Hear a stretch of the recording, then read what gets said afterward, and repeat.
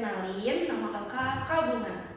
Di video kali ini kita akan membahas materi kelas 12. Sebelum kita ke materinya, sekarang kakak mau nanya nih. Kira-kira kalau kamu makan nasi, kemudian nasinya dikunyah di dalam mulut, apa yang akan terjadi? Apa ya? Ya, kamu bisa merasakan manis setelah nasi tersebut dikunyah. Nah, ketika kamu merasakan manis ini, maka terjadi perubahan molekul yang ada di nasi menjadi apa? Menjadi glukosa. Perubahan tersebut dibantu oleh siapa? Iya, oleh enzim. Oleh karena itu, pada kesempatan kali ini kita akan membahas materi tentang enzim. Oke, sebelumnya kita harus tahu dulu nih definisi dari enzim. Enzim adalah molekul kimia yang berfungsi untuk mempercepat reaksi biologis yang ada di dalam tubuh tanpa ikut bereaksi. Nah, reaksi biologis itu seperti apa sih, Kak? Iya, reaksi biologis itu seperti tadi ketika kamu makan, serta metabolisme yang ada di dalam tubuh kita. Gitu. Sekarang udah tahu ya, berarti enzim itu apa? Enzim itu adalah molekul kimia yang berfungsi untuk mempercepat reaksi biologis tanpa ikut bereaksi. Ternyata enzim ini punya struktur loh. Strukturnya tuh apa aja sih kira-kira? Iya, enzim terdiri atas dua bagian. Bagian yang pertama disebut dengan apoenzim. Apoenzim ini terdiri atas protein. Sedangkan yang kedua adalah gugus prostetik. Kalau gugus prostetik ini dia tersusun atas molekul selain protein. Nah, di gugus prostetik ini dibedakan menjadi dua lagi nih teman-teman. Yang pertama adalah koenzim. Koenzim ini terdiri atas bahan-bahan organik. Contohnya apa? Contohnya ada vitamin, NADH, serta FADH. Kemudian yang kedua adalah kofaktor. Kofaktor itu apa sih? Kofaktor ini adalah kelompok dari bahan-bahan yang anorganik. Contohnya apa? Ion-ion yang ada di dalam tubuh seperti ion kalsium dan ion klor. Sekarang kita masuk ke sifat dari enzim. Sifat yang pertama adalah biokatalisator. Iya benar, biokatalisator itu artinya enzim hanya mempercepat reaksi kimia tanpa ikut bereaksi. Kemudian yang kedua adalah bekerja secara spesifik. Artinya apa? Artinya satu enzim hanya akan mengubah satu substrat menjadi satu produk. Kak, substrat itu apa sih? Iya, substrat itu adalah bahan yang mau diubah. Jadi, hanya satu bahan yang mau diubah oleh satu jenis enzim. Sehingga apa? Sehingga menghasilkan satu produk. Itu, ngerti ya?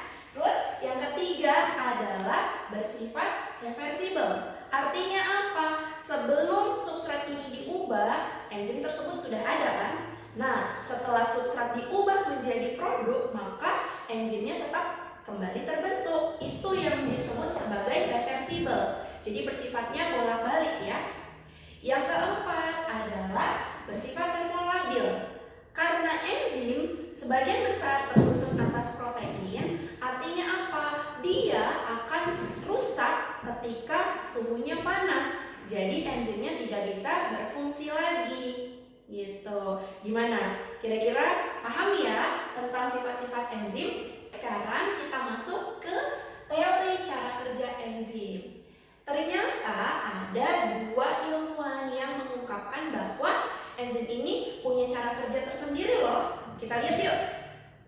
Yang pertama adalah teori gembok dan kunci atau biasa kita sebut dengan teori lock and key. Teori ini dikemukakan oleh Emil Fischer. Beliau berpendapat bahwa enzim bekerja secara spesifik.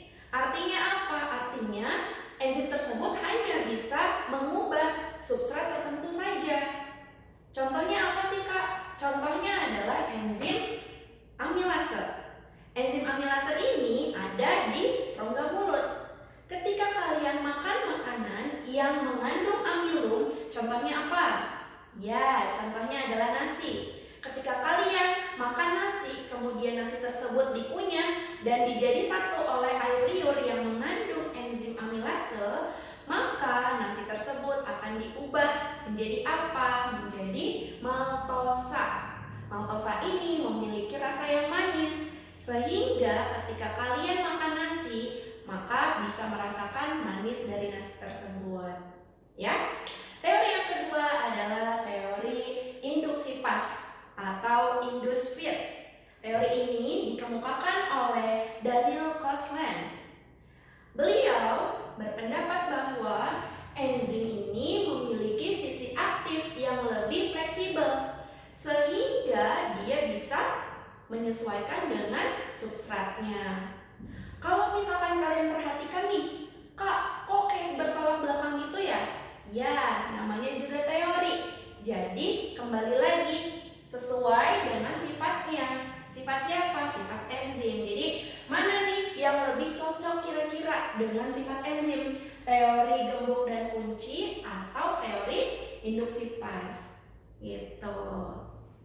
Jadi, kesimpulannya adalah enzim ini memiliki dua struktur, yaitu apoenzim dan gugus prostetik. Kemudian dia juga memiliki sifat-sifat, dan ternyata ada loh dua ilmuwan yang mengungkapkan tentang cara kerja enzim. Gimana? Belajar biologi jadi lebih mudah kan? Khususnya tentang enzim.